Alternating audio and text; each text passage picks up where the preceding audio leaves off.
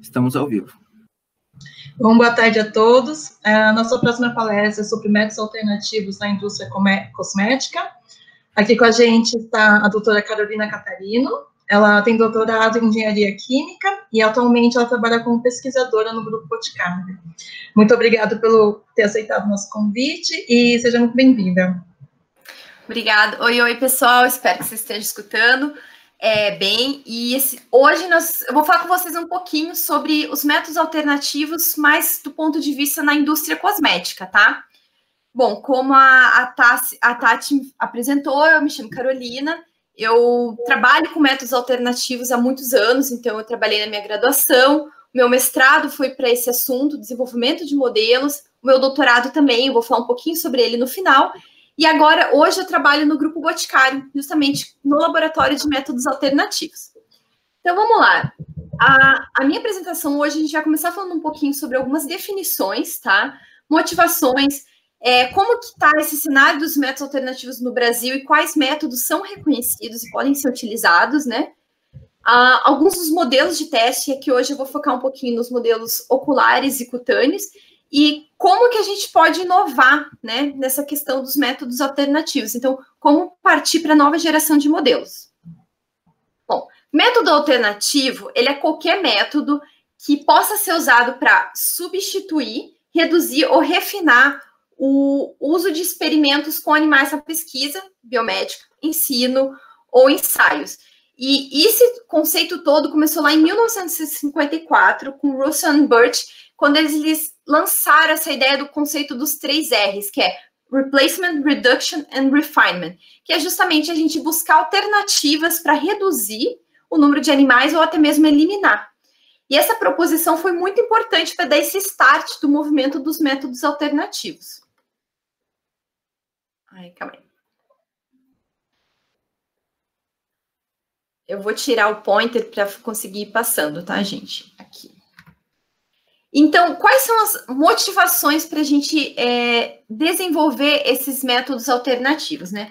A gente começa aí com toda uma questão política, que a gente vê bem claro da pressão da sociedade pelo fim dos testes com animais. E isso está muito ligado com questões legais. Hoje nós temos diversas leis nacionais e internacionais que exigem o uso de métodos alternativos quando a gente está falando de cosméticos.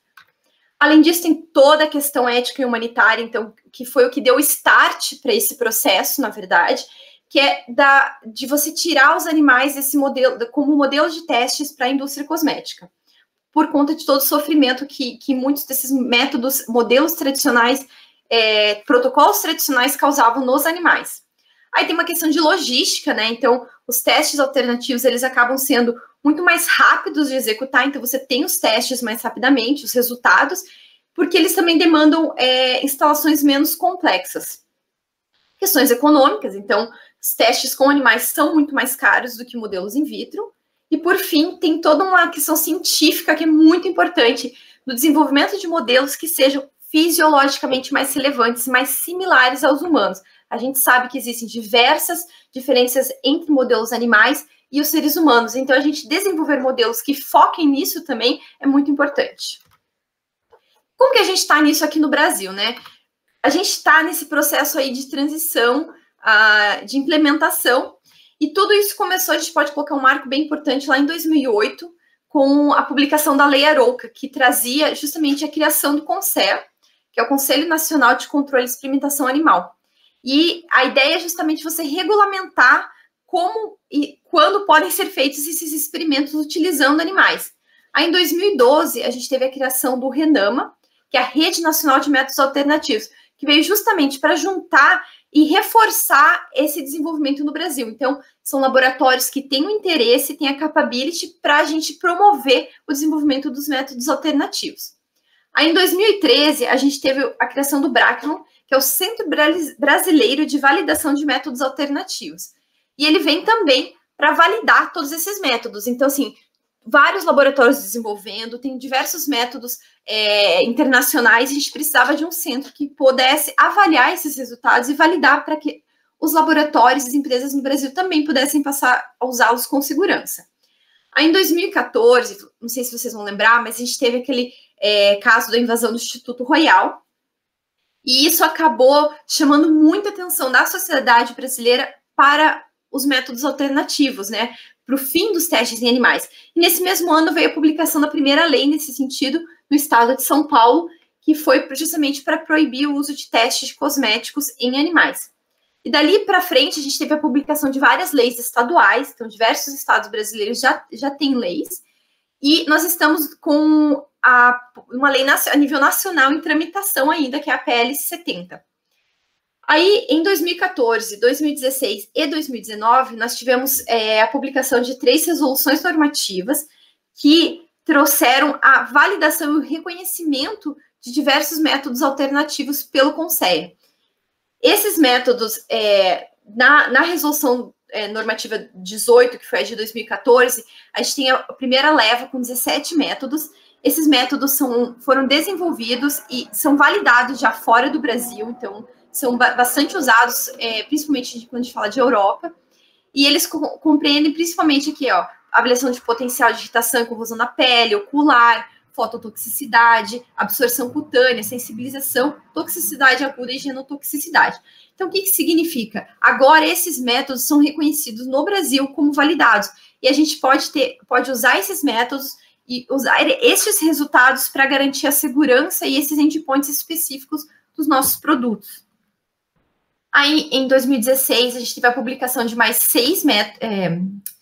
alguns métodos, e em 2019, a publicação de mais um método, que foi o teste de ativação de monócito. Então, aqui a gente já passa a ter, inclusive, métodos que não são os métodos da OECD, tá? Então, vamos falar agora um pouquinho sobre esses modelos de teste, né? Hoje eu vou focar um pouco mais nos modelos oculares e cutâneos, que eles têm uma aplicabilidade muito grande na nossa rotina dentro de laboratório, tá? Então, o modelo ocular, lá nos anos 40, a gente usava muito, nesse início, o teste de Drace, que é um teste no qual você aplicava diretamente no globo ocular do coelho o teu produto, a tua matéria-prima, sem anestesia. Então, a gente consegue imaginar o nível de sofrimento que o animal passava para a gente ter essa avaliação. E aí a gente vai evoluindo e passa a utilizar apenas o globo ocular, então como um resquício da indústria. Aí, nos anos 90, a gente passou a utilizar a córnea bovina. Então, você tem um subproduto da indústria, né? E a gente passa a utilizar isso como um método alternativo. Até que no final dos anos 90, a gente tem toda essa questão da cultura de células. Então, aqui a gente está falando de células de origem animal, as células da córnea de coelho. Então, a gente já consegue ver a redução do impacto dos testes de animais para esses métodos mais simplificados. E, ao mesmo tempo, a gente consegue também ver justamente essa simplificação desses métodos. Isso também tem um impacto no resultado. Então, assim, a gente vai refinando, vai reduzindo o impacto, o uso de animais, e talvez a gente também vá perdendo um pouco de algumas respostas que a gente tinha. E aí a gente passa a dar um jump e começa a usar as células de origem humana. Então, hoje a gente tem modelos de cultura celular que podem ser usados usando células extraídas de córnea humana. E aí a gente já se aproxima um pouco mais daquela resposta fisiológica que seja mais similar à resposta humana, utilizando células de origem humana. E aí começa a ter uma evolução. Então a gente passa... Desculpa, gente. A gente passa de uma cultura de monocamada... Ai, gente, desculpa. A gente passa de uma cultura de monocamada para um modelo mais complexo, que é o tecido in vitro. Então, você tem um modelo tridimensional que se assemelha muito à córnea humana. E a gente vai falar lá no final da minha apresentação um pouquinho sobre quais são os próximos passos, que é justamente a gente tendo o desenvolvimento de organ nanachip, bora nanachip, as tecnologias, né? Então, hoje eu vou focar principalmente nos protocolos validados utilizando modelos de cultura celular e esse modelo tridimensional de córnea humana. Então, qual que é essa relação entre o modelo in vitro e o in vivo, né? Como eu comentei, a gente saiu do modelo animal complexo, a gente passou para um globo ocular e a gente vai reduzindo, a gente vai se aproximando e podendo focar cada vez mais nos órgãos e nas células de interesse. Então, para a questão do modelo de córnea, a gente tem o modelo de córnea bovina e testes usando o olho de frango. Para o modelo de epitélio, a gente tem a pele 3D, o epitélio ocular 3D reconstruído in vitro. E quando a gente fala de 2D, a gente fala de células tanto de origem animal ou humana que podem ser usadas. Então, o primeiro teste que eu vou trazer um pouquinho para vocês aqui hoje é o teste da OECD, o 491, que é um teste in vitro de curta duração para danos celulares. Então, esse teste, ele utiliza as células CIRC, que são de córnea de coelho. Você cultiva elas numa placa de 96 poços. Aí você vai tratar essas células com a tua substância de interesse, o teu produto de interesse, em concentrações de 5 e 0,05% por 5 minutos. Então, você adiciona essa solução na tua amostra, deixa por esse tempo e depois a gente avalia o efeito que essa substância causou de dano, de irritação, através de uma análise de MTT. O MTT, ele é uma substância que, quando ela é metabolizada por enzimas presentes na mitocôndria, ele converte de uma cor branca, de uma substância incolor, para uma coloração roxa, que é o formazan. Aí a gente consegue extrair essa coloração e mensurar qual que foi esse nível de viabilidade celular. Então, o que acontece? Se a gente tem uma substância que causa um dano para a célula, ele vai matar essa célula, vai prejudicar essa célula de forma que a mitocôndria não vai estar ativa, então a gente não vai ter essa conversão. E é assim que a gente consegue avaliar se houve um dano causado por essa substância. Então, nesses testes aqui, se a viabilidade da célula fica acima de 70%, tanto para 5% quanto para 0,5% de concentração da tua amostra, a gente classifica como sem categoria, o que quer dizer que ela é não irritante. Se fica abaixo de 70% para as duas, ele é classificado como irritante. E se ele fica divergente, ou seja, menos de 70% para a concentração de 5%, mas mais de 70% para a concentração de 0,05%, a gente não consegue avaliar, a gente não consegue definir se ele é ou não irritante. E aí a gente precisa partir para outros testes complementares. E esse teste complementar, por exemplo, pode ser o teste validado pelo protocolo 492, que é o de epitélio córneo humano reconstruído. Então, esse protocolo, ele utiliza modelos de epitélio ocular que foram desenvolvidos com queratinócitos humanos primários ou células epiteliais primárias da córnea humana. E a OECD, que é esse órgão, ele validou uma série de modelos. Então, assim, empresas, laboratórios desenvolveram modelos e fizeram todo um processo de validação, ou seja, demonstraram que os seus modelos oculares respondem e tem um protocolo que pode ser utilizado para avaliar outras substâncias. Esse é um processo bem complexo, bem sério, de validação interlaboratorial, para a gente ter certeza que esse modelo, se hoje eu comprar e testar ele no meu laboratório, o resultado que eu vou ter, com os controles todos esperados, é confiável. Então, hoje a gente tem alguns modelos validados, por exemplo, o epiocular e o Skinetic HCE, e eles são muito semelhantes à córnea humana. Como a gente pode olhar aqui nessa imagem do canto direito, inferior a gente tem a córnea humana e em cima a gente tem o epiocular, que é um desses modelos. E o princípio é muito semelhante com o das células. A gente aplica a substância em cima dessa pele 3D, desse epitélio 3D, espera um tempo e depois a gente vai avaliar o efeito citotóxico, o dano causado nessas células, através, de novo, de uma avaliação por MTT, tá? Esse é um approach bottom-up, e as limitações é que a gente não consegue subcategorizar. Então, a gente simplesmente vai conseguir dizer se ele é ou não irritante, e ele não pode ser utilizado, ele tem uma limitação para substâncias que tenham coloração ou substâncias que interfiram com o MTT. Então, agora a gente falou desses modelos oculares, né? Vamos falar um pouquinho sobre os modelos cutâneos, que também são super utilizados na indústria cosmética. Então, quando a gente fala de modelo cutâneo, também tem toda uma evolução. O modelo de pele foi um dos primeiros a ser desenvolvidos lá, quando Russell e Burch falaram em 1954 sobre métodos alternativos. E a gente começou com um modelo de epiderme 3D, né? Cultivo das células da pele humana e passa para o modelo de epiderme 3D. E a gente vê uma evolução tanto da complexidade biológica e, consequentemente, da relevância desses modelos. Então, a gente passa aí do modelo de monocamada, então, se cultivar as células da epiderme, para o modelo de esferoide, que é o modelo tridimensional. Aí você já tem o modelo de epiderme humana, que a epiderme é a camada mais externa da nossa pele, então é um modelo que mimetiza essa camada que está em contato direto, né, com as amostras, com o meio ambiente, e que é suficiente para a gente fazer muitas dessas análises. Aí a gente tem um modelo de pele completo, o modelo, o full thickness, que a gente chama, que você tem a derme e a epiderme. E aí a gente pode pensar, vamos falar um pouquinho daqui a pouco também, dos modelos mais complexos. Então, qual que é a evolução para esses modelos de pele? Então, eu vou falar um pouquinho de testes que utilizam tanto a cultura imunocamada quanto os modelos de epiderme.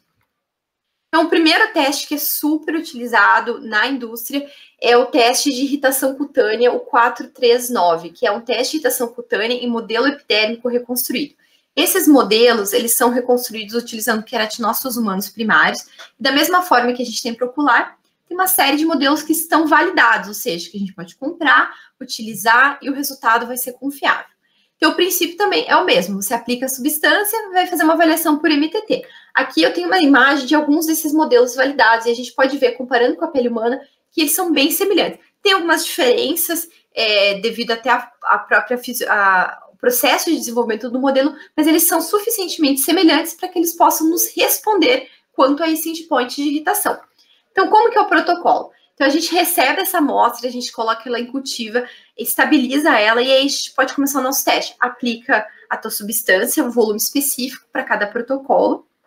Vai deixar um tempo em contato, então, para esse protocolo aqui, você deixa a tua amostra em contato com a epiderme por 42 minutos. Depois desse tempo, a gente lava para retirar toda aquela amostra que estava aplicada e coloca na incubadora, ou seja, a gente deixa aquele tecido se recuperando e descansando por 42 horas. E esse tempo é suficiente para a gente reverter qualquer dano temporário e, após esse tempo, a gente realmente conseguir avaliar quais foram os danos causados pela substância. E daí a gente faz, de novo, um ensaio de MTT para avaliar essa viabilidade celular.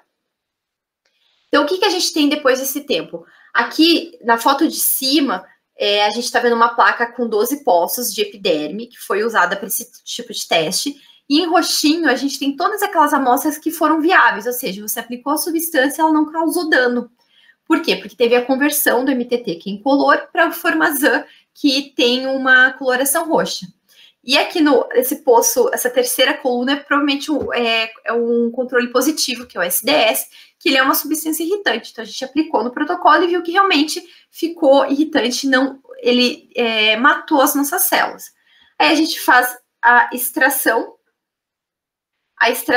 desse Formazan e consegue fazer a quantificação dessa viabilização. Aqui a gente pode ver nesse gráfico a gente plota esses resultados em relação ao controle negativo. Então, tudo que estiver acima de 50% é considerado não irritante, o que está abaixo de 50% de viabilidade a gente considera como irritante. Então, aqui, as substâncias todas desse teste foram consideradas não irritantes, e o SDS, que é o nosso controle positivo, sim, a viabilidade é super baixa, que condiz com o esperado. Outro teste que é bem importante para a indústria cosmética é a avaliação de sensibilização cutânea. Esse teste aqui é um pouco mais complexo, porque não existe um único teste que vai me responder se uma substância é ou não sensibilizante. O caminho, a via de sensibilização, ela é bem complexa, então ela passa por várias etapas. Então, como que a gente consegue avaliar o potencial sensibilizante de uma substância? A gente avalia mais de um ponto dessa via. Então, aqui nós temos 3 eventos principais que a gente chama de Key Events. O primeiro, que é justamente essa interação molecular da tua substância com proteínas que fazem parte da via. Depois desse processo, a gente tem ainda a parte da interação da sua substância com as células, com os queratinócitos da epiderme e com as células dendríticas que fazem parte do sistema inflamatório, o início da resposta inflamatória. E no terceiro evento, a gente tem uma reação a nível de órgão, até que no final a gente tem uma resposta a nível de organismo, né? Então, você observar o efeito na epiderme de todo esse processo que aconteceu. Então, para cada um desses eventos, a gente tem testes específicos validados. Então, a parte de sensibilização, ela tem vários testes que podem ser utilizados. E a ideia é justamente a gente fazer um approach de 2 de 3. Então, a gente faz 2 testes. Se os 2 derem conforme a resposta, então, ou os 2 me dizem que é sensibilizante, ou os 2 me dizem que não é sensibilizante, eu tenho uma segurança de avaliar a minha substância como não sensibilizante. Agora, se eu tenho divergência, aí a gente parte para fazer um terceiro teste para confirmar se é ou não sensibilizante. E eu vou falar um pouquinho sobre esses 3 testes principais que a gente pode fazer, que é justamente o DIPRA, que é o de reatividade proteica, que vai avaliar aquele primeiro momento de interação, o queratinocens, que é um teste que é utilizado para avaliação da ativação dos queratinócitos, e o HCLAT, que é um teste de ativação das células de Langerhans.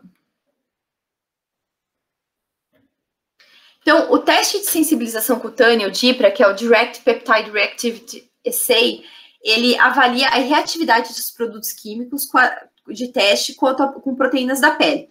Então, nesse sistema, a gente usa heptapeptídeos sintéticos contendo cisteína ou lisina, que são bem importantes nesse mecanismo de interação molecular.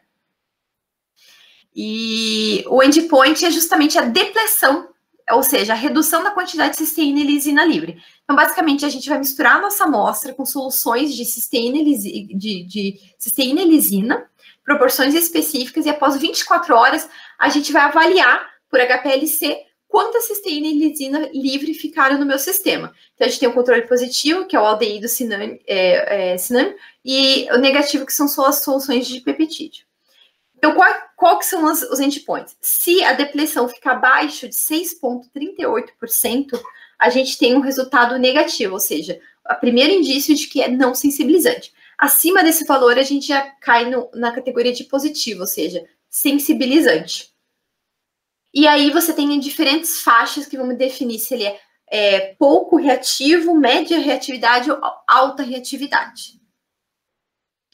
O segundo teste é o queratinocens, que é o 442D da OECD.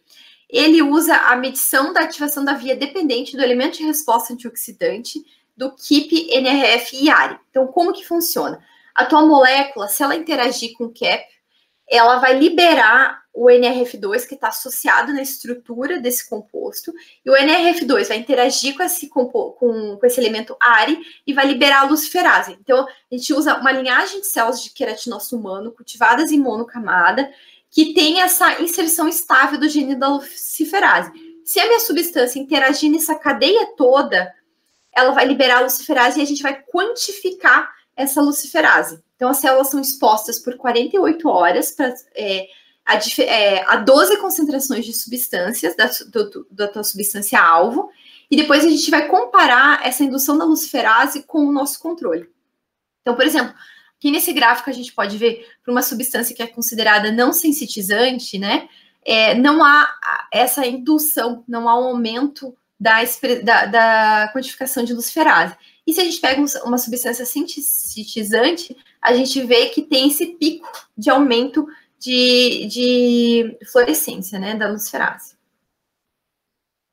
O terceiro teste é o teste 442E, que é o HCLAT, que usa células dendríticas, e ele mede justamente a modulação da expressão das moléculas de superfície, de coestimulação e de adesão dessas células.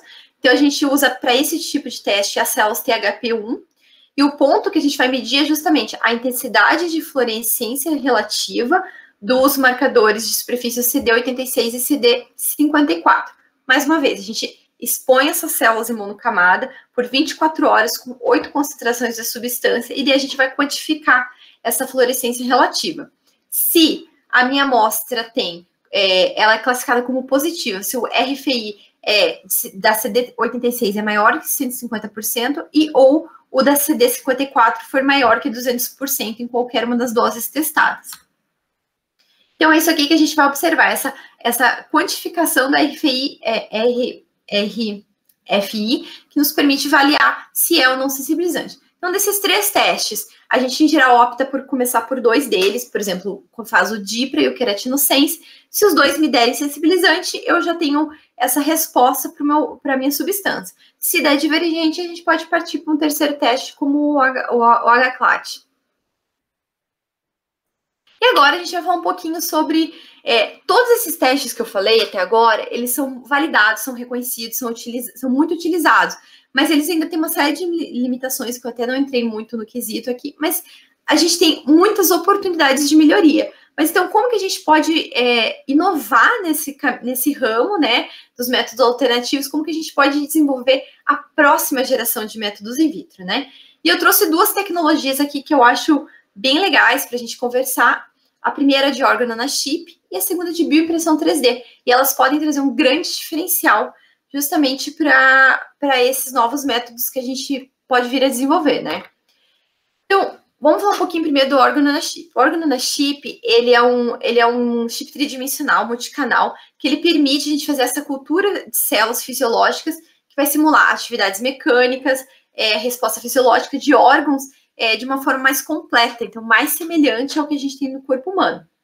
Então, a gente pode usar um ou mais tipos celulares, a gente consegue controlar as condições de cultura, como, por exemplo, meios de cultura diferentes, condições de oxigênio, de temperatura específicas para células com comportamentos e necessidades diferentes. A gente consegue controlar propriedades mecânicas, então a gente pode simular movimentos estáticos, de respiração, de circulação, de pulsação. E a gente também pode falar um pouquinho sobre interação entre as células de forma mais controlada. Então, você tem o crosstalk sem o contato ou com o contato físico. E, por último, a gente pode agregar sensores nesses chips que facilitam a gente ter um monitoramento constante e simultâneo das respostas dessas células. Então, eu trouxe aqui um videozinho que eu vou passar enquanto a gente estiver conversando, que é do trabalho feito por pesquisadores do WINS Institute de Harvard. Eles são uma referência nessa parte tanto de organonachip como também de bioimpressão, e eles trazem justamente como a gente consegue desenvolver e usar esses modelos de organonachip, tá? Então, aqui ele está mostrando, por exemplo, que um dos modelos que a gente consegue desenvolver é o de pulmão. Então, você tem esse chip, que é do tamanho mais ou menos de um cartão de crédito, e ele vai ter duas câmeras, que são separadas por uma membrana. Em cima você vai cultivar células do pulmão e embaixo células capilares, né, da nossa circulação. E aí você consegue, com esses canais de vácuo das laterais, criar esse movimento que simula a respiração.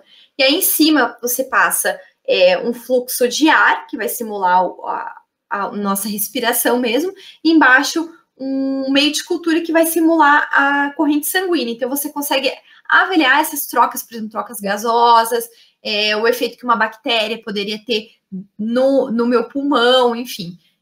Aumenta a possibilidade que a gente pode fazer. Além de pulmão, tem uma série de outros órgãos que vêm sendo desenvolvidos, como coração, intestino, fígado, rim, pele, músculo, barreira hematoencefálica, olho. Aí tem modelos para doença, por exemplo, focados em estudar o efeito e o desenvolvimento do câncer, válvula cardíaca.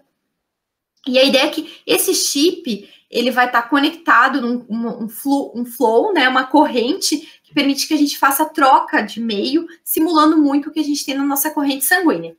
E a ideia é que depois de a gente ter esse chip, a gente integrar todos eles, então os diversos órgãos que vão sendo desenvolvidos, no que a gente chama de Human Body on a Chip. Então você teria o coração, o chip do coração interligado com o do rim, interligado com o do fígado, interligado com o da pele. E uma grande vantagem é que a gente consegue avaliar um pouco melhor esses efeitos sistêmicos, que hoje com cultura estática a gente não tem. A gente não consegue avaliar, por exemplo, o efeito que teria ao aplicar uma substância na pele, ela passar pela corrente sanguínea e me dar um resultado lá no meu coração, por exemplo, né? Isso poderia acontecer, a gente não falando de cosméticos, mas para principalmente desenvolvimento de medicamentos, isso é muito legal, a gente entender esses efeitos sistêmicos. E essa interação toda desses órgãos no Human Body on a Chip é muito bacana. Próxima metodologia que eu vou trazer um pouquinho para vocês, eu sei que já teve uma palestra no começo da semana, mas eu vou falar um pouquinho mais focado nessa aplicação dentro da indústria cosmética, que é de bioimpressão 3D. Então, a bioimpressão, ela é uma deposição automática de camada por camada de materiais biológicos. Então, aqui a gente está falando de células, matrizes, fatores de crescimento, materiais de suporte, em três dimensões, de forma a gente criar um órgão que seja semelhante ao tecido humano, mas mais do que tudo, que tem uma função semelhante. Então, a gente não quer só que ele pareça, mas a gente quer que ele haja como. Então, o primeiro passo nesse processo é a gente começar com a imagem, né? O que a gente quer reproduzir? Aqui eu trago um pouco a pele humana. Então, partindo de uma imagem da pele humana, a gente vai criar um modelo digital, né? Um modelo tridimensional, um arquivo de CAD, por exemplo, que vai me permitir recriar isso dentro da impressora. Então, a impressora vai receber os comandos que vão dizer para ela aonde ela tem que depositar, quando ela tem que depositar, quanto ela tem que depositar e eu imprimir. E ela vai usar biotintas. Essas biotintas, elas podem ser compostas de células, ter biomateriais, fatores de crescimento, tudo que a gente precisa para recriar essa estrutura tridimensional. Depois que a gente imprime esse nosso tecido, ele ainda precisa de um tempo de maturação, que é justamente para ele alcançar toda essa funcionalidade que a gente tem em vivo e a gente gostaria de reproduzir in vitro. Então, por exemplo, a pele, depois que a gente imprime ela ainda fica 14 dias para ela passar por um processo de diferenciação que as células sabem fazer muito bem sozinhas, assim que a gente coloca elas no ambiente correto. Então, esse ambiente tridimensional criado pela bioimpressão facilita e promove esse processo de maturação. Depois desse tempo, a gente tem uma amostra, um tecido, uma pele, por exemplo, que pode ser usada para fazer todos esses testes de segurança e eficácia, por exemplo. Então, uma das grandes vantagens justamente é essa automatização do processo de fabricação. Então, você vai controlar tudo num software. Você tem grande precisão, então, controle na posição XYZ de volume. Então, você pode chegar, dependendo da impressora, até um controle de nanolitros que você vai estar imprimindo.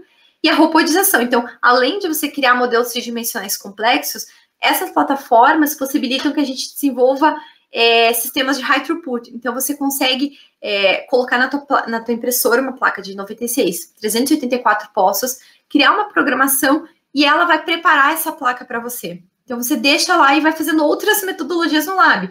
Ou até mesmo para você fazer a teste, a avaliação. Então, você consegue fazer a deposição da tua substância de forma bem automatizada. E com isso a gente tem um ganho de reprodutibilidade, padronização dos resultados, confiabilidade. Isso vai me levar a ter uma redução dos meus custos de teste, tempo de avaliação a gente diminui e aumenta a eficiência e a qualidade. Então, eu trouxe aqui também mais um exemplo do trabalho que foi desenvolvido lá no INSE Institute, que é justamente como criar vasculatura usando bioimpressão 3D. Então, eles fazem uso do que a gente chama de tinta de sacrifício, que é uma biotinta que ela vai ser impressa, depois a gente remove ela nas condições fisiológicas corretas. Então, quando a gente baixa essa biotinta para 4 graus, ela liquefaz e a gente consegue remover ela. Então, assim, basicamente você imprime e depois você remove para poder acrescentar as células. Vou passar o videozinho aqui enquanto eu vou explicando que vai ficar um pouco mais claro. Então, o que é a ideia aqui, ó? Já vai começar a passar a parte da impressora, ó. Aqui, nesse momento, a impressora está imprimindo justamente essas tintas de sacrifício que vão criar esses canais. Então, ele vai imprimir todas essas camadas, e vocês vão observar que são diversas camadas. Aí, ele começa a imprimir, inclusive, materiais de suporte, porque tem que apoiar todas essas camadas. Depois, a gente preenche todo esse espaço com uma matriz biológica, abaixa a temperatura dessa estrutura para 4 graus e lava fora toda essa biotinta de sacrifício. E aí a gente vai colocar células endoteliais que vão povoar a parte interna desses tubos e a gente cria uma vasculatura. Aqui a gente está vendo justamente isso. Em vermelho está passando esse fluxo de meio de cultura, simulando que seria um fluxo sanguíneo. E aí nesse vídeo aqui ele está mostrando justamente que a gente consegue ter um bom fluxo desse meio de cultura. Isso tem um impacto muito grande, principalmente quando a gente fala de órgãos mais complexos, como o coração. Para você conseguir reproduzir um tecido complexo como o coração, a gente precisa ter o desenvolvimento de vasculatura. E hoje esse é um grande desafio na indústria de desenvolvimento de modelos tridimensionais, né? Agora, falando um pouco de pele, né, que é muito da minha área de expertise. Os modelos atuais que a gente tem, inclusive os modelos validados, e os modelos que são desenvolvidos e laboratórios de pesquisa têm, eles têm alguns desafios, alguns gaps, né? Eles não têm vasculatura, então a gente falou justamente da importância da vasculatura para a avaliação de microfluídico, para avaliação de resposta fisiológica, não tem terminações nervosas, sem estruturas anexas, então você não tem um modelo que tenha folículo capilar, glândula sebácea, eles não têm componente imune e nem o tecido adiposo. Então, é um modelo que se assemelha à pele humana, mas ele ainda é uma versão bem simplificada. E aí, a bioimpressão 3D vem justamente para ajudar a gente, quem sabe, a resolver muitos desses gaps. Então, ela nos dá a possibilidade da gente incluir mais tipos celulares e ter uma diversificação, né, desse microambiente. E isso vai levar um crosstalk dessas células que nos permite fazer essa avaliação sistêmica, né, integração com outros sistemas também. E aí, com isso, qual que é o resultado? A gente abrange a gama de testes que a gente consegue fazer e aumenta os claims que a gente consegue investigar in vitro. Então, quais são os atributos? O que o meu produto faz? Se eu tenho um modelo que me responde mais, eu consigo investigar melhor in vitro. E aí, eu vou apresentar para vocês agora um pouquinho, bem rapidinho, o meu projeto de doutorado, que eu terminei faz pouco tempo, que foi justamente no desenvolvimento de um modelo de pele impressa 3D com a estrutura do folículo capilar. Então, por que eu escolhi o modelo de folículo capilar? Porque ele é considerado um mini órgão, ele é uma estrutura extremamente complexa, porque ele contém mais de 15 tipos celulares que são organizados de forma concêntrica. Então, na região do bulbo, que é essa parte inferior do folículo, a gente tem um grupo de células, as dermopapilar cells, que são muito importantes na parte de regeneração do folículo capilar, e elas têm um grande impacto para a recuperação de feridas, por exemplo, tanto quando a gente está falando em vivo, né, quanto se a gente pensar em modelos para medicina regenerativa. Mas do ponto de vista da indústria cosmética, dos modelos para teste, o folículo piloso é uma via muito importante de permeação, de penetração de substâncias na pele. Então, hoje, os nossos modelos, eles não consideram essa via, que pode ter um impacto muito importante. Então, o grande desafio de trabalhar com esse modelo é que essas células da dermopapila que a gente precisa para recriar o folículo, elas, assim que a gente põe elas em cultura para cultivar, expandir e poder usar elas para gerar novos modelos, elas perdem muita da capacidade indutiva, ou seja, da capacidade de regenerar um folículo capilar. E aí, tem diversos estudos que vêm demonstrando que o ambiente tridimensional, então não deixar a célula em uma plaquinha de monocamada, o ambiente tridimensional, ele recupera parte dessa capacidade indutiva e é um caminho para a gente conseguir recriar in vitro esse modelo. Então, durante o meu doutorado, eu trabalhei justamente com isso. Então, como que a gente faz? A gente começa com a fabricação da pele 3D, né? Então, a gente imprime a parte da derme, da epiderme, e aí a gente vem e imprime essa biotinta de cabelo, que é formada justamente pelas células da dermopapila, e a gente usa para isso, a gente imprime 41 folículos capilares por amostra de pele, cada amostrinha tem cerca de 1,12 centímetros quadrados, a gente consegue, com muita precisão, criar todos esses pontinhos, e aí os parâmetros, a gente está usando uma agulha de 34G, então cerca de 80 micrômetros, né, então bem fininha mesmo, e uma pressão de 25 quilopascal. As células permanecem viáveis, e o que a gente observa aqui nessa imagem é no dia seguinte da impressão, então logo 24 horas após ter criado essas estruturas do folículo, as células se reorganizam, né, e formam essas colunas que a gente consegue ver em marronzinho. É justamente o princípio do desenvolvimento do folículo capilar. Aqui a gente ainda não tem uma fibra de cabelo crescendo, mas a gente tem o começo dessa estrutura. E quando a gente olhou a histologia dessa pele 14 dias depois, então todo aquele tempo de maturação que eu comentei que era muito importante, a gente vê que realmente ele está formando o princípio de toda essa estrutura do folículo. Então, a gente tem as diferentes camadas, as células se organizando de forma concêntrica, a expressão de marcadores que são característicos dessa estrutura, o que mostra para a gente que sim, a bioimpressão ela pode ajudar muito no desenvolvimento desses modelos mais complexos, né? Então, o que a gente tem de impacto, né, dessa parte de inovação tecnológica para mostrar o quanto é importante a gente continuar investindo em desenvolver? Quando a gente fala de pesquisa básica, esses novos modelos, eles vão permitir a gente compreender e caracterizar melhor os processos da pele, né, da pele, de outros tecidos. Então, entender melhor os mecanismos do que está acontecendo utilizando apenas modelos in vitro. Aí, a gente falando de matérias-primas, de ativos, de substâncias, a gente consegue, com bioimpressão 3D, com organanochip, fazer um screening de novas matérias-primas, realmente buscar inovação nesse aspecto, né? E para produto final, a gente consegue trabalhar muito a questão da otimização de formulação, né? Então, como que a gente faz toda essa avaliação de segurança e eficácia usando modelos novos? Então, só para comentar um pouquinho com vocês, que eu acabei pulando, toda a parte do organanochip, o Grupo Boticário tem uma parceria com o LN Bio para o desenvolvimento para a implementação dessa tecnologia de organanochip dentro da indústria cosmética. E a gente utiliza um modelo que é uma tecnologia alemã, e a gente está nessa parceria com eles para justamente conseguir integrar isso na rotina da indústria cosmética. E o trabalho da bioimpressão 3D do folículo também foi uma parceria que a gente fez aqui com o Grupo Boticário. Então, ainda durante o meu doutorado, eu já estava trabalhando com eles nesse desenvolvimento. Então, a gente viu o quanto a indústria cosmética também está muito interessada em não ficar satisfeita com o que a gente tem de métodos hoje, mas realmente buscar como ser melhor, como inovar, né? E o impacto de toda essa inovação é que a gente vai ter modelos que sejam fisiologicamente mais relevantes, que então vão me permitir investigar, estudar, entender melhor tudo o que acontece.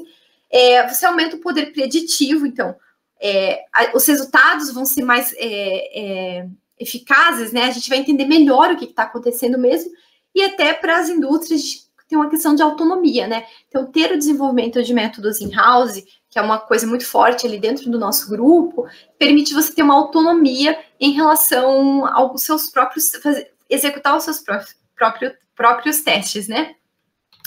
Com isso, eu termino a minha apresentação e eu queria deixar uma frase que eu acho que é muito legal quando a gente fala de modelos, que, essencialmente, todos os modelos estão errados, mas alguns deles são úteis. O que isso quer dizer? Que são modelos, né? Eles não são um pedaço da gente, não é a gente sendo testado propriamente, né? E isso tem falhas, tem desafios, tem gaps, mas eles são extremamente relevantes para a gente conseguir levar o nosso produto da forma mais segura e eficaz para o nosso consumidor. Por isso que all models are wrong, but some are useful.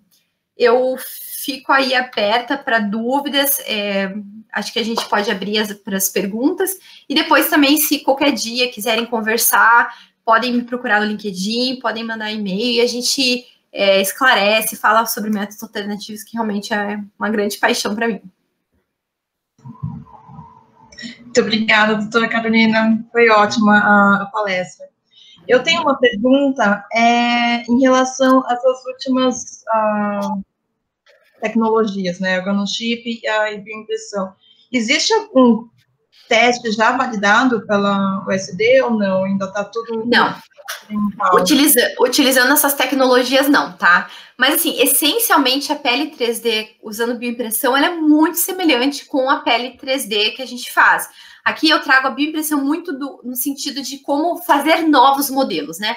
Então, para fazer da forma que a gente já tem a pele, com a estrutura que a gente tem, a gente pode usar a bioimpressão como uma forma de automatizar o processo de fabricação. Mas os modelos validados hoje, até onde eu conheço, eles consideram um processo de fabricação manual ainda, tá? Tá, legal. Aí tem algumas perguntinhas também aqui no chat do YouTube. Tem uma pergunta sobre o Grupo Boticário, né, se utiliza algum desses métodos. Sim. Então, eu foquei justamente nos de irritação e ocular, porque eles são bem importantes para a gente. Então, hoje a gente faz internamente os testes de irritação. Então, o Grupo Boticário tem um modelo de pele 3D e um modelo de epiderme 3D. Então, para irritação, a gente usa muito o pele 3D, e agora a gente passou também a usar bastante o de epiderme 3D, que é um modelo um pouco mais simples, mas mais objetivo, né? Então, ele facilita algumas análises. E para testes de eficácia, então, que a gente faz a investigação do efeito de um ativo, de uma formulação, a gente usa bastante também a pele 3D. Então, assim, a gente tem, sim, essas metodologias internalizadas, e tem alguns testes desses que a gente faz com parceiros, né, com institutos, parceiros nossos que têm na rotina um pouco mais, talvez sejam testes que a gente acaba não utilizando tanto no nosso dia a dia, né, mas sim, a gente faz todos esses testes no grupo, as nossas matérias-primas, nossos produtos, sim. Tem outra pergunta aqui sobre... se esses métodos, eles suprem totalmente as exigências de órgãos regulatórios. Sim. Então, tanto que hoje, no Brasil, como eu comentei, a gente não tem uma lei ainda a nível nacional, tá? Que proíba teste cosmético, mas tem várias leis estaduais e a indústria cosmética está movendo realmente para banir. Então, o Boticário não faz testes em cosméticos, né? Dos seus produtos em animais. E a nível regulatório, sim, tanto que na Europa hoje é proibido não só que as empresas europeias testem, por exemplo, mas é proibida a comercialização de produtos que tenham sido testados. Então, inclusive, uma empresa brasileira que queira exportar, ou uma empresa, enfim, de fora da Europa que queira levar os seus produtos, tem que mostrar que não foi testado em animal. E aqui eu acho muito importante deixar bem claro que a gente está falando de cosméticos, né? Porque ainda para medicamentos, é uma questão um pouco mais complicada, tá? Então, aqui eu estou falando exclusivamente da questão de regulamentação relacionada a cosméticos, tá? Então, todos esses guias, testes que eu falei, que foram validados e reconhecidos pelo CONSEA, eles são aceitos pela Anvisa para você demonstrar a segurança do seu produto nesses aspectos específicos, né? Existe algum prazo para ser proibido aqui no Brasil? Totalmente. Então, a cada resolução normativa que foi sendo publicada, eles davam um prazo de cerca de 5 anos para as indústrias se adaptarem, né? Então, porque tem um processo de adaptação também da indústria mesmo, dos fornecedores. Então, assim, há um prazo em geral de 5 anos para cada publicação de normativa. Então, quando a gente teve a primeira publicação lá em 2014, teoricamente ela deu 2019. Eu sei que esse ano foi publicada uma extensão, muito por conta da pandemia, então, para os métodos mais recentes que tinham sido reconhecidos, dando uma extensão para a indústria por conta desse cenário de pandemia que a gente está também, né? Uhum. Também surgiu aqui uma pergunta em relação a modelos para teste de ecotoxicidade. Se existem métodos alternativos. Tem métodos alternativos, eu até não trouxe eles para discutir, mas sim, tem métodos relacionados à ecotoxicidade. Eu não entendo muito sobre esses métodos específicos, mas toda uma outra área de análise que a gente faz, inclusive, dentro do grupo, né, de ecotoxicidade, sim. Então, existem métodos que a gente pode utilizar. Existe algum lugar que a gente possa procurar esses métodos que são olha, a nível nacional, o site do CONSEA, da Anvisa, da Renama, principalmente, que é essa rede de métodos alternativos, são bons lugares para a gente encontrar tudo isso. Essas resoluções normativas, que é onde tem essa lista toda dos métodos, se você digitar no Google resolução normativa 18, 31, 45, você pega essa lista completa. E a nível internacional, no próprio site da OECD, tem toda essa lista e eles atualizam periodicamente, porque o que acontece? Esses modelos foram validados, mas a gente sempre acaba tendo uma atualização, né? Então, é bem comum a gente ter, às vezes não anualmente, mas de tempos em tempos, a OECD publica assim, para o método 492, agora tem uma nova versão do documento, e às vezes tem pequenas adaptações na interpretação, no procedimento. Então, são bons lugares para a gente procurar esses métodos, né? A lista de métodos.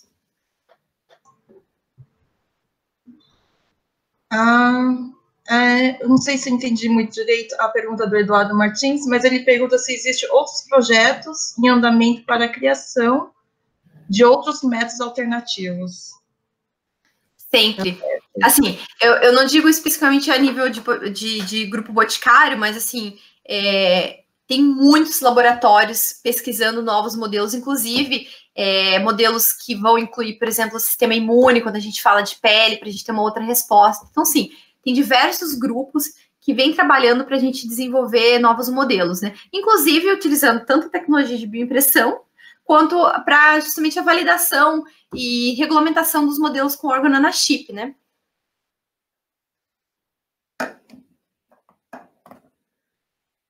Aproveitar citando essa parte de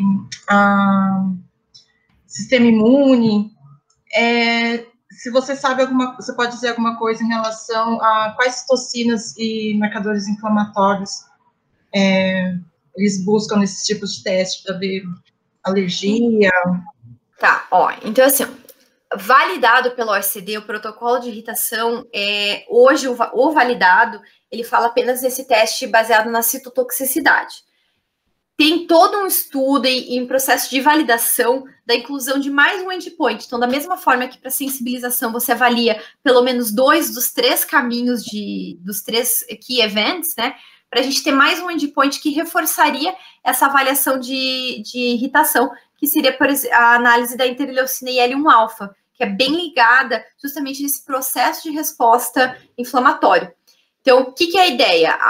Você faz o teste, por exemplo, de irritação com citotoxicidade, e aí você identifica substâncias que claramente são irritantes e substâncias que não são irritantes, mas que às vezes elas ficam muito próximas daquele threshold que diz que é ou não irritante. E aí você vem com um teste de avaliação de interleucina para avaliar que está acontecendo com essas substâncias que ficaram próximas. E às vezes a gente identifica que, por mais que a viabilidade celular não tenha indicado um potencial irritante, elas têm sim um perfil de citocina que me indica que ela tem essa potencial irritante, sim. Então, tem diversas citocinas que... Esse da interleucina IL-1-alfa é um que está em processo de investigação e validação para a gente ver como padronizar para incluir ele nos testes da OECD. Legal. Acho que tem mais uma última pergunta. Estão perguntando quais as recomendações daria para o pessoal que está na graduação e que quer entrar na indústria, nesse setor. Olha, eu acho que, primeiro, muito legal fazer estágio, assim.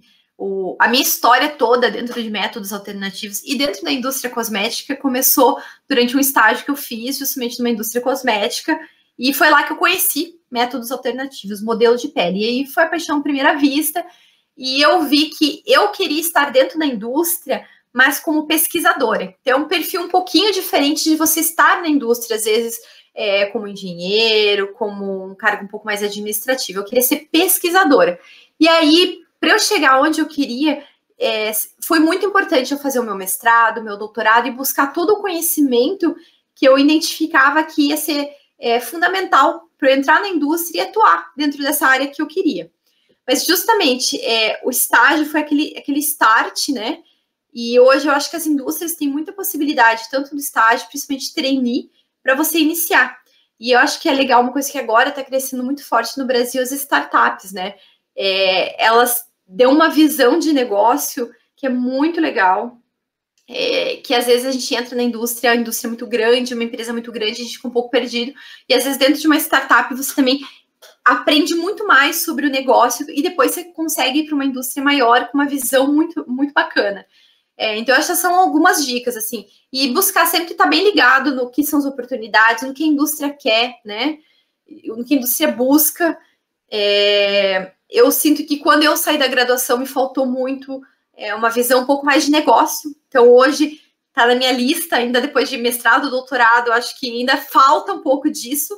Então, eu tenho intenção de voltar a estudar para fazer um MBA de negócios, de gestão de projeto, para justamente entender um pouco mais desse mundo da indústria, né?